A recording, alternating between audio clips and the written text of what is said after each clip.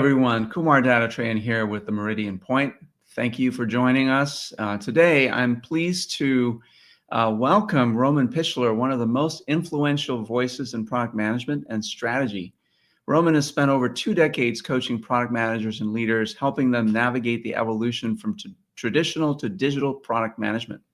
He's the author of several groundbreaking books, including Strategize and How to Lead a Team, or How to Lead in Product Management, and has developed widely adopted frameworks like the Product Vision Board used by companies worldwide.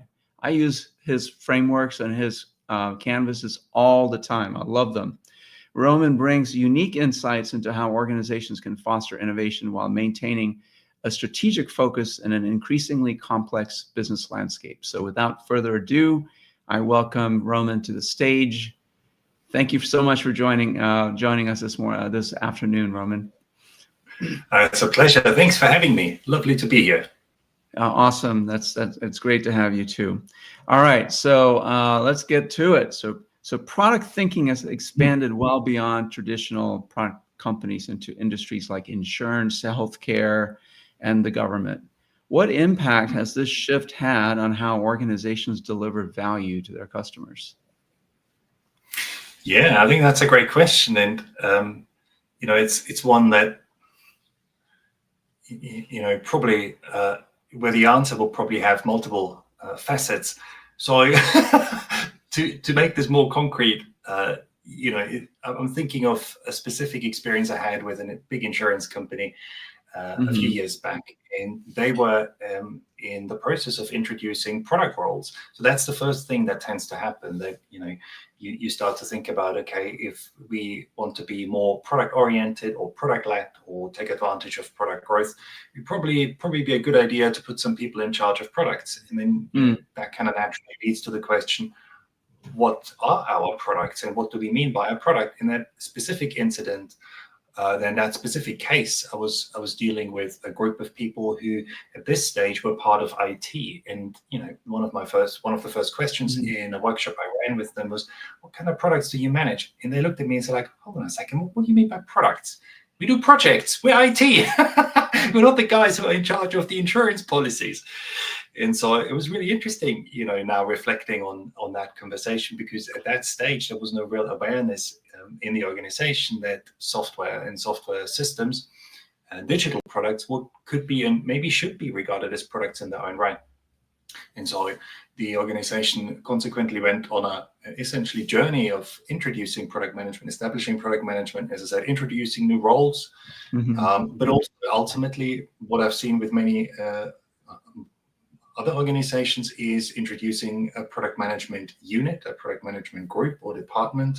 And another I find very helpful and important step is to establish cross-functional product teams that are organized around products. So a lot really does depend on that notion of identifying products. And that sounds maybe more trivial than it is. My experience suggests that large companies tend to often have a somewhat ambiguous understanding of what a product is, particularly a digital product. So there's no single shared definition of necessarily that's what a product is. That's how we define a product. And so it's worthwhile reflecting on that and making sure there's a shared understanding, identifying those products, and then, as I said, starting to organize around it. And that then helps move away from project thinking to product thinking. So when you go into an organization, especially one where there's very project-centric, project-oriented, and you talk about products, how do you sort of help them shift their mindset, if you will, to product-based thinking, or just even thinking about what a product is? Yeah, and sometimes that's really the first case to sort of discuss, what is a product? And there is no universally accepted definition of what a product is, but I like to suggest it's an entity that creates value for a group of people, users, possibly customers, in the business. And it has to do this more at the same time and largely on its own. So, if you have such an entity, then it's likely to be a product. And then in order to make that transition to being more product-centric or product-led, again, I think it's very important to organize around products so you can manage that product and you can manage the value that that product creates across its life cycle, and put a person in charge of the product. And as I suggested earlier, consider forming a cross-functional product team. And depending on who you ask, product teams consist of different people, but it's typically a product manager, a designer, UX designer, if it's an end-user facing product, a developer or architect programmer. I also like to add a tester or quality assurance person in order to ensure that there is sufficient knowledge in this team to allow people to make effective decisions. And then for the strategic part, it can be helpful to increase the size of that team, but that's maybe something we can tackle later. Yeah, I mean, I think that what you described is a very lean product team, right? So you got a product manager, maybe a developer, a tester, UX person, 5 or 6 people, and certainly for a small startup, that seems right. Where does research and discovery work fit into this, whether it's a startup or an established company? Yeah, that's another important question to address. So for me, there's a distinction between a product team, or I like to distinguish between a product team and a development team. So if you think about a cross-functional development team, as it's, for instance, suggested by Agile frameworks, where you have all the right people you need in order to come up with an effective solution, design a product, make the right architecture decisions, implement the product, test the product, deploy the product, then for me, the product team is separate, and some of the development team members are delegated or offered to be members of the product team. So the technology research and technology or solution-focused experimentation will take place in the development team or the development teams, depending on the size of the development effort. And then when it comes to strategic decisions and strategic experimentation and validation, and strategy discovery, that will be done by the product team. And for that work, I like to suggest extending the product team and inviting key stakeholders. So that might be a sales rep, it might be a marketeer, it might be a customer support team member, depending on the type of product and the organization. So those stakeholders whose expertise and support is required in order to make the right product decisions and also progress the product. So a marketeer might have to create or update the marketing strategy, think about using the right marketing channels, maybe also create some marketing materials, the marketing collateral. So you need the expertise, you may need the expertise of the individual, but again, the individual has to actively contribute to allow the product to move forward and create more value. But while there's certainly a good reason why organizations have dedicated research groups, I personally think it's a nice idea to involve regular development teams as much as possible in technology innovation, to avoid that a research group becomes an ivory tower and that the researchers possibly no longer quite understand the needs of the development teams, but also are fairly far removed from the actual value stream, the actual end users and customers in their needs. Yeah, makes sense. Yeah, I one of my clients right now is they're evolving their product strategy and their product teams. I think digital product in this organization is fairly new. They've had product managers there before, but they were really more glorified project managers, really more than product managers. And so they're trying to establish this discipline. And one of the things that they're grappling with is the nature of discovery work. And I appreciate your thoughts on that. And I think that personally, I think discovery is so important to delivering products that really matter to the people that use them, whether they're internal or external, within a company. And I'd love if you have, I think you've already shared a lot, but if there's anything else you'd like to add about discovery work, that would be great to share that at this point. Yeah, sure, very happy to. So when people talk about discovery or use the term discovery, often they think of product discovery, and that's something that's been championed by Marty Kagan and some people also then think about the work Teresa Torres has done around product discovery and continuous discovery and opportunity solution trees as a specific tool, for instance, to evaluate and make product discovery related decisions. And the way Marty Kagan defined, if I remember correctly, the way he defined product discovery is, that's based when a product team is given a problem to solve. And then it's up to the product team to determine how to best to solve that problem and select the specific needs, user customer needs that should be addressed, and particularly how those customer user needs should be addressed, and determine the features and the right user experience of the product. And that's then distinguished from what people refer to as product delivery, which is then really the implementation of the user experience, or the providing the user experience and implementing the features and coding the product if it's a digital product, and then deploying, shipping it. But there are other types of discovery.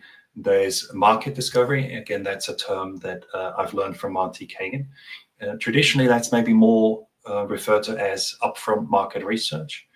And the idea is that sometimes when you build a product for a market that you don't serve yet, sometimes that's also referred to as an adjacent innovation.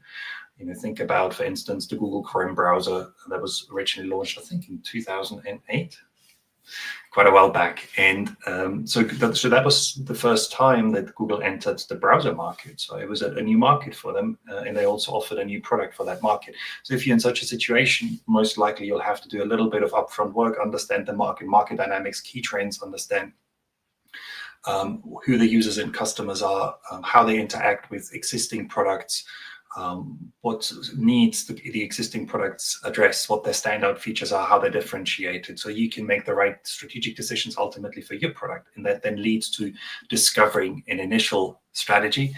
And so I've started to talk about product strategy discovery as the process of articulating a new strategy, and then iterating, refining, and correcting that strategy is also sometimes referred to as strategy validation.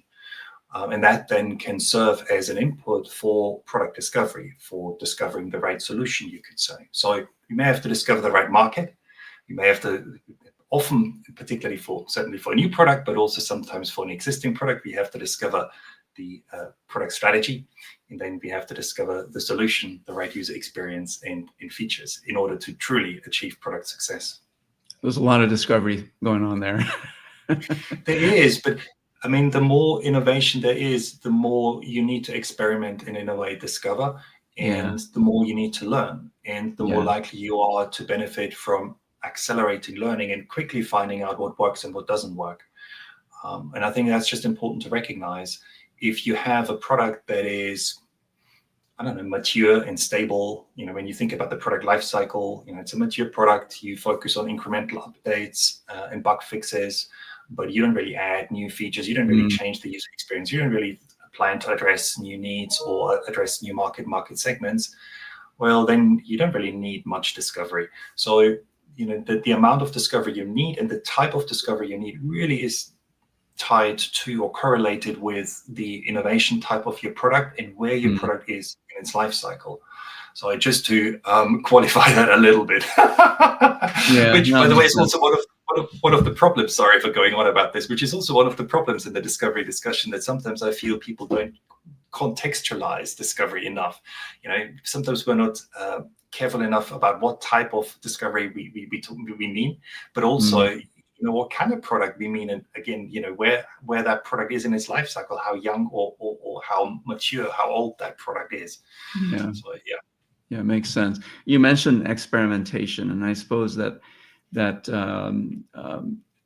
developing an experimentation mindset is probably really critical to discovery at any level in an organization.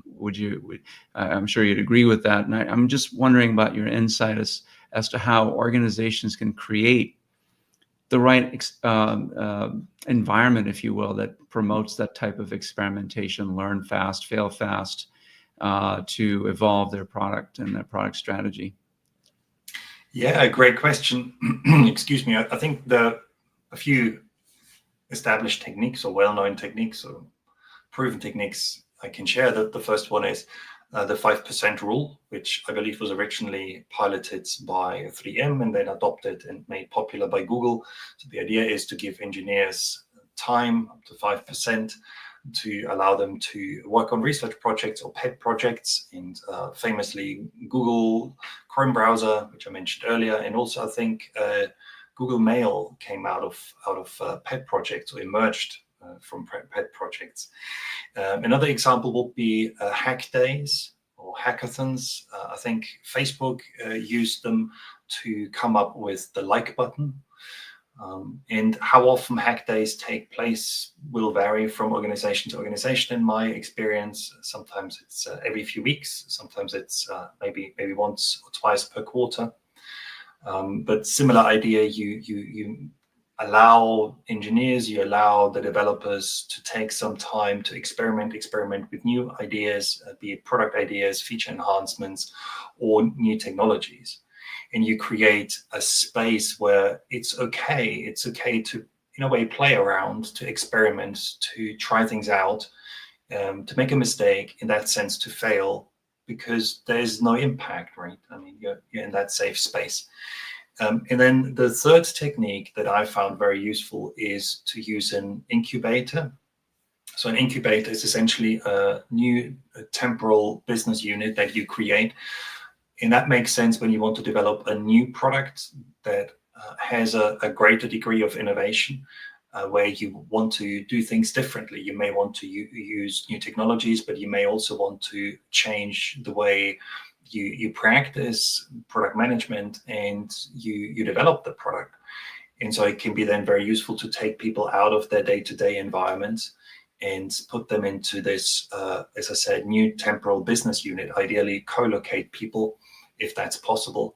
That's something I experienced way back when I was working for Siemens, and that was extremely helpful to create a new telco enterprise digital product. So again, a technique I can really recommend. Yeah, that's great. It really resonates with me. Earlier in my career, I worked for the company where I think they applied at least two of the three techniques you mentioned, but one that really rings true for me and my experience was that 5% rule. This company devoted every other Friday afternoon after they did 2-week iterations. They were using XP, not Scrum, but really they were sort of more of an XP shop. And the second half of every other Friday was devoted to those pet projects that you mentioned.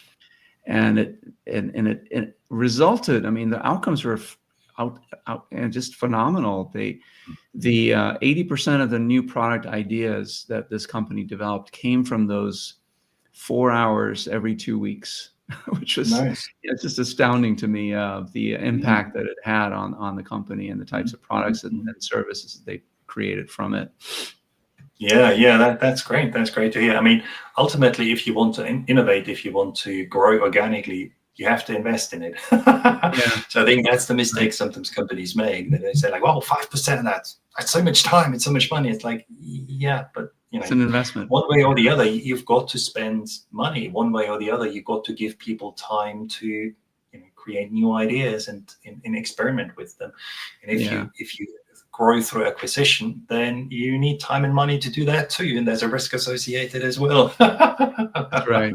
That's right. I mean, the only thing this company expected in return was that every month they had like a company-wide demo, and so not everyone had to demo. It's just if you have something to show, you show it in that demo, and it was more a celebration than a demonstration, right? So of someone's work over the last 6 months or year, and they want to now show it to the company what they created, right? It was quite amazing. So we can't have a talk unless we also talk about AI. So where do you see AI influencing, or how do you see it influencing product development, product management? And do you believe that it will continue to be primarily product development and product management, primarily human-centered, or do you see a future where we start to consult with our AI co-pilots to help us make decisions about how it thinks humans will behave? Yeah, interesting question. So for me, my take on AI and product management, and I mean AI technologies, as everybody's aware of, have been developing so rapidly, and the AI landscape is shifting so quickly. So it's, you know, it's kind of difficult really to articulate an informed opinion really. Also, so many new AI based product management tools have appeared in recent months and years. It's really hard to have a good overview of what's happening, at least for me.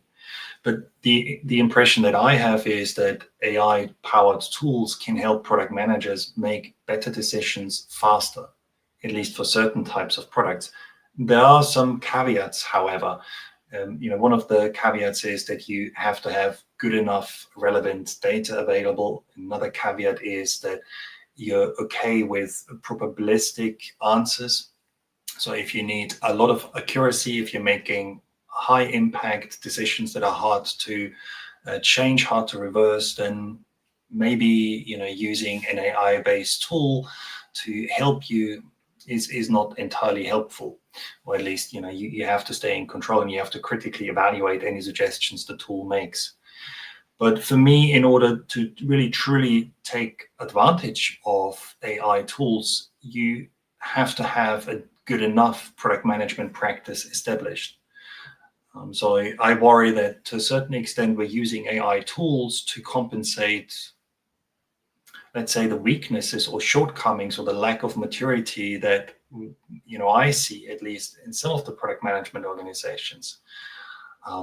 So to put this differently, if roles and responsibilities are unclear, if you're not clear what kind of discovery needs to happen and when, if you're not sure about what a product lifecycle is and what the different stages are, if you can't say articulate a product strategy and see if that's still a framework that helps you shape the future and is likely to help your product be successful, if you're not able to identify, say, outcomes or specific impacts you want to create with your product and maybe capture them on an outcome-based roadmap, I'm not sure that using AI-based tools is then going to be of great help to you. So that the danger then is, if essentially our practices, our product management practices are comparatively weak, that we are being tool-led and we rely on the AI tools to sort of tell us what to do.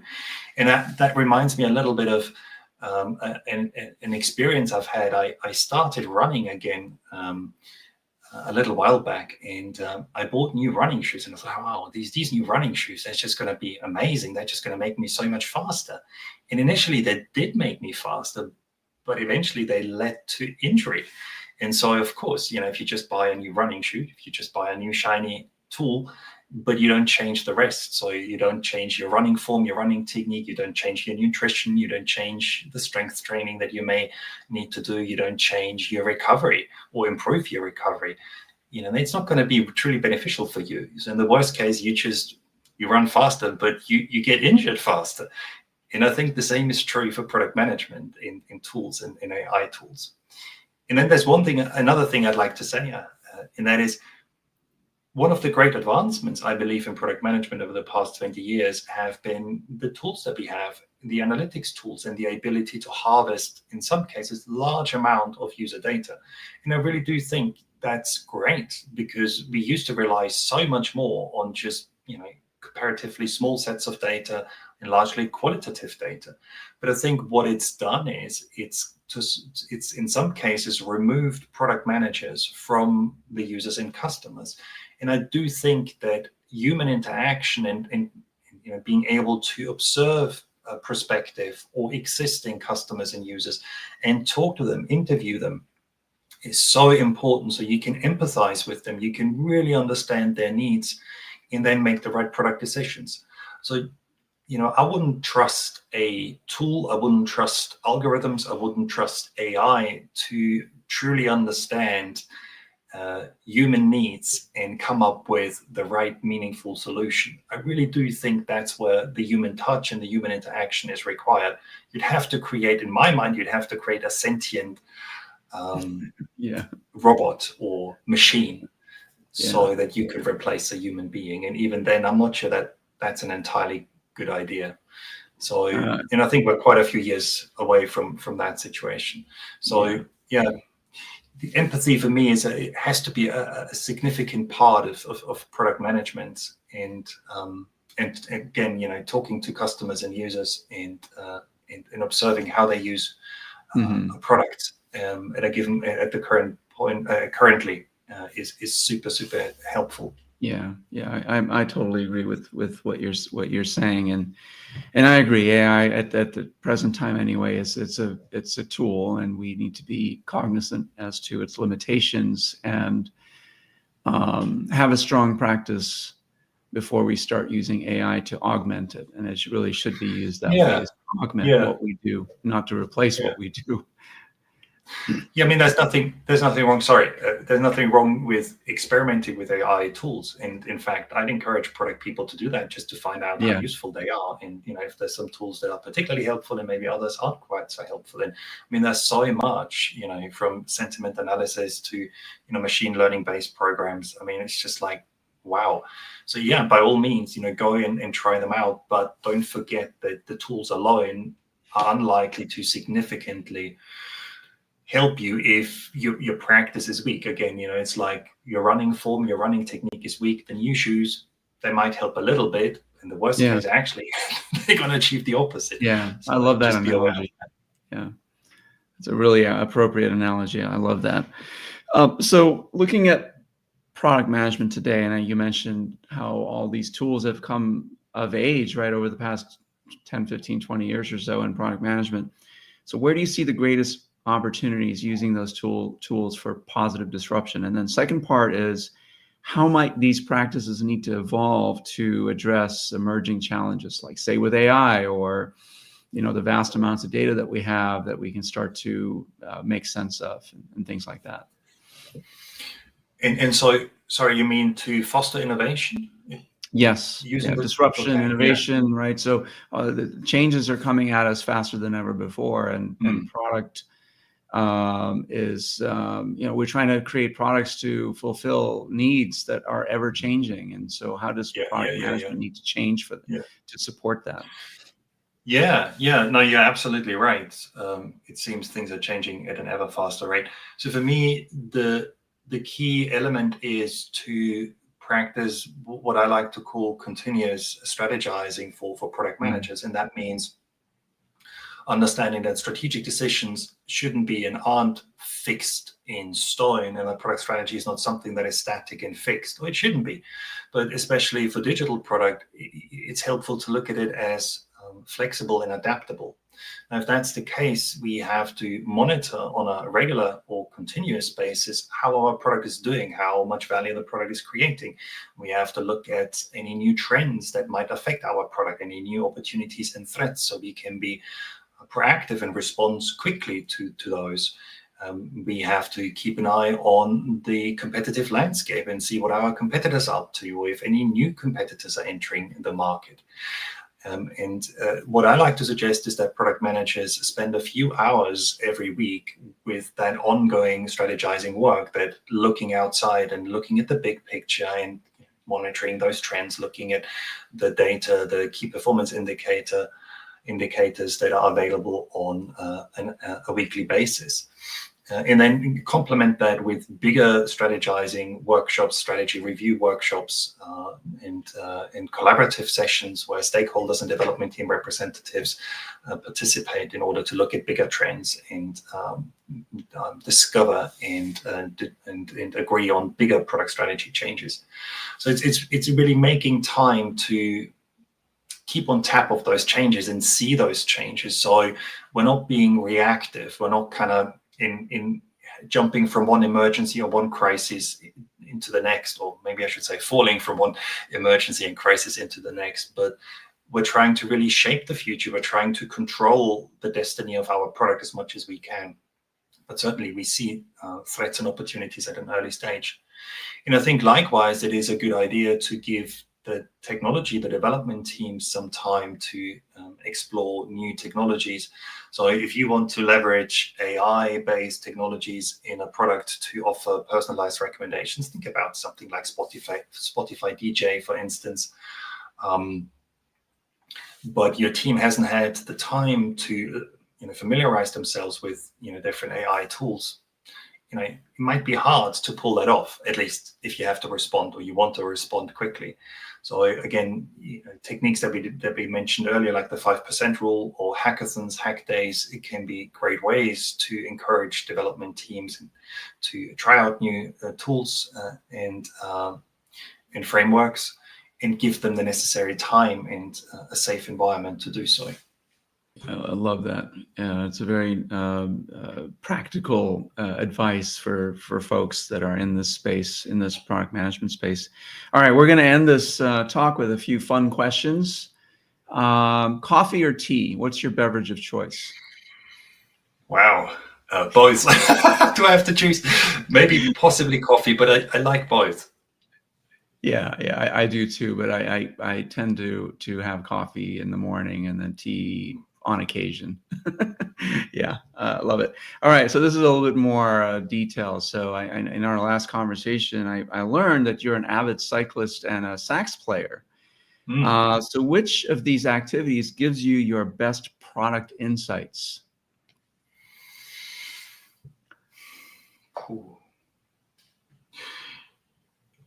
That's an important question. I think for me, there are a few parallels between product management and playing an instrument or exercising. One of them is to work on your practice, as I mentioned earlier, to work on your technique, your form. I think that's very important, particularly if playing the saxophone, honing your technique, improving your technique, watching out that it doesn't become sloppy, and being willing to do some repetitive work for that, playing scales, arpeggios, approach note exercises, whatever it might be.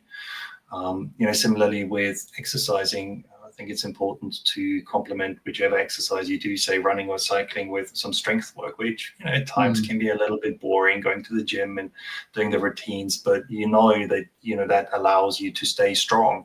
And I think it's equally important to product management just to be aware of how you apply certain techniques and frameworks and templates, and make sure that your strategizing practice is solid, and the way you do road mapping is still makes sense. And if that's not the case, think about how can I improve it, or generally think about, is there anything I can enhance further? So yeah, I think there's some interesting parallels. Which one, I don't know, offers more? I don't know. The older I get, the more I think all human activities are kind of similar. They're anyway, all interrelated. Yeah, in some way. If you only dig deep enough, I mean, at the end of the day, it's human activity, and yeah. I think for me it's mountain biking, because it requires such focus when you're mountain biking. You tend to shut everything else out, but your brain's still working in the background and working things out, and so I end up having these great ideas after a nice ride, so yeah, I get what you're saying. They are all interrelated in some way. All right, so you're based in the UK. What's your favorite British tradition that Americans might not understand?